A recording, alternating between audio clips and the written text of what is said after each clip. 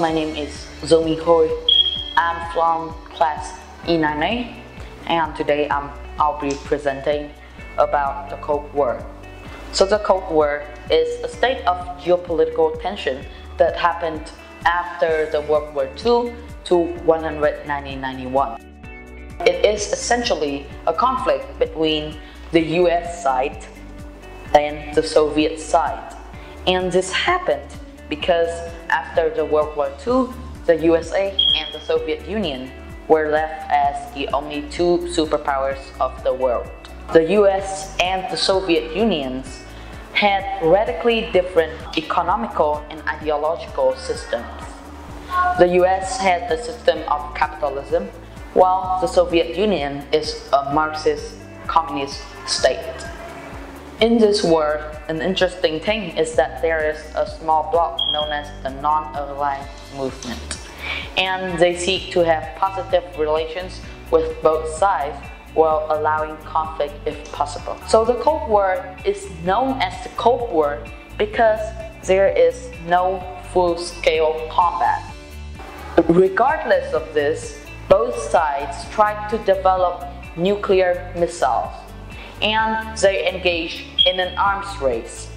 They engaged in a strategy that would discourage the other side from ever threatening combat.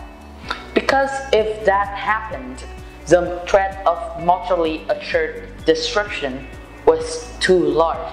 In other words, if the two nations fought, the world would become a wasteland. So it's easy to understand why this was a Cold War. Now I will tell you about the history of the Cold War.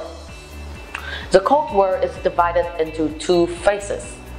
Phase 1 lasted from the end of World War II in 1945 to the 70s. So the two sides competed to gain influence in the world. And this basically led to a lot, and I mean a lot, of civil wars. These wars are known as proxy wars. Some of those proxy wars include the Chinese Civil War, the Korean War, the Suez Crisis, the Berlin Crisis, the Cuban Crisis, the Arab Spring, and the Vietnam War.